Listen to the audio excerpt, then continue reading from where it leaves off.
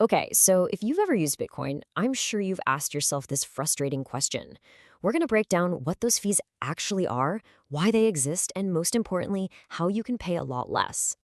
I mean, come on. Sending 20 bucks shouldn't cost you 15. It just feels wrong, right?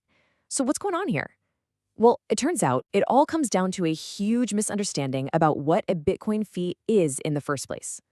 All right, so here's the absolute first thing you need to get. A Bitcoin fee has pretty much nothing to do with the amount of money you're sending. I'm serious. Whether you're sending 20 bucks or 20 million, the fee isn't a percentage of that.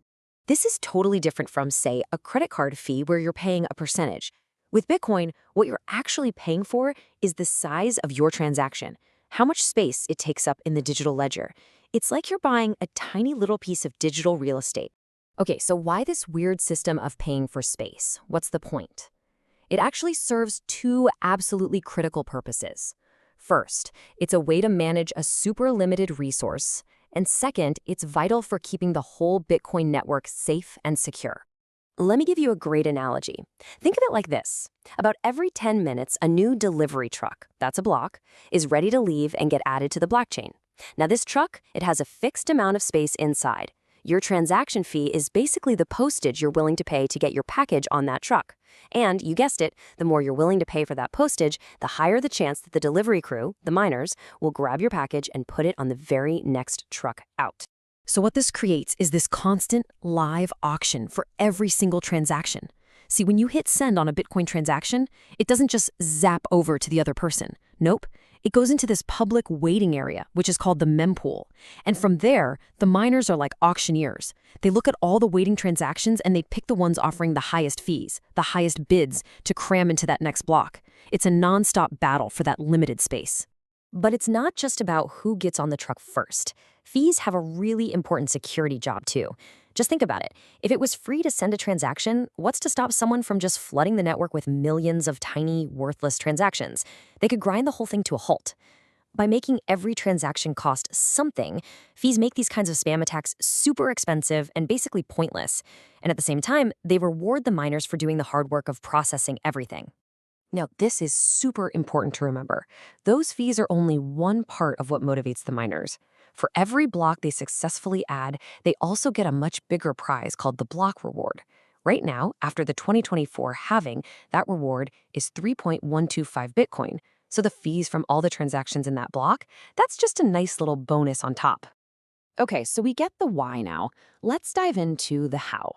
How is this fee actually calculated? It's not just some random number they pull out of thin air. There's a pretty simple bit of math behind it all. And there it is. Super simple, right? Your total fee is just the size of your transaction, which we measure in something called V-bytes, times the rate you're willing to pay, which is measured in sats per V-byte. I know, new words. Let's break down exactly what V-bytes and sats are. Okay, so a V-byte, a virtual byte, is just a unit that measures the data size of your transaction. Here's the best way to think about it. Imagine someone paid you $5, but they did it with 5 separate $1 payments. In your Bitcoin wallet, that's not one thing. It's 5 separate little pieces of data. So when you go to spend that $5, your transaction has to gather up all 5 of those little pieces. That makes the data size, the V-byte count of your transaction, bigger and, yeah, more expensive. A simpler transaction might only have 1 or 2 of these inputs. All right, so that's the size. The other half of our formula is the rate. We talk about the rate in satoshis, or sats for short. A sat is just the tiniest possible piece of a Bitcoin. Think of it like a penny to the dollar. So your fee rate is your bid in that big auction we were talking about. How many sats are you willing to pay for each little V-byte of space? When the network gets busy and everyone wants on that truck, you've got to bid more sats per V-byte to win a spot. Okay, we've covered the what and the why. Now for the really good stuff. How do you actually pay less? Let's go through some simple, smart strategies you can use to keep your transaction costs way down. First up, timing is everything. Try to send transactions when the network is quieter, like on the weekends. You'll often find much lower fees. Second, use modern wallets. You want to look for one that supports something called SegWit. It's just a tech upgrade that makes your transactions smaller and therefore cheaper. Third, you can consolidate your funds. Remember those 5 separate $1 payments? When fees are low, you can send one transaction to yourself that bundles them all up. That way, your next big transaction will be way cheaper. Fourth, for small, everyday payments, you gotta check out the Lightning Network. It's built on top of Bitcoin, and it's super fast with practically zero fees. And finally, the easiest tip of all, if your payment isn't urgent, just be patient. Manually set a lower fee and just wait for the network to calm down. But, there's a catch to being too cheap. If you set your fee way, way too low, it can seriously backfire, and you need to know what that risk looks like. So yeah, you can try to send a transaction for almost no fee, but it is a gamble. What happens is that the miners will just ignore it forever. It'll just sit there in that mempool waiting room, never getting picked for a truck. It's basically stuck in digital limbo.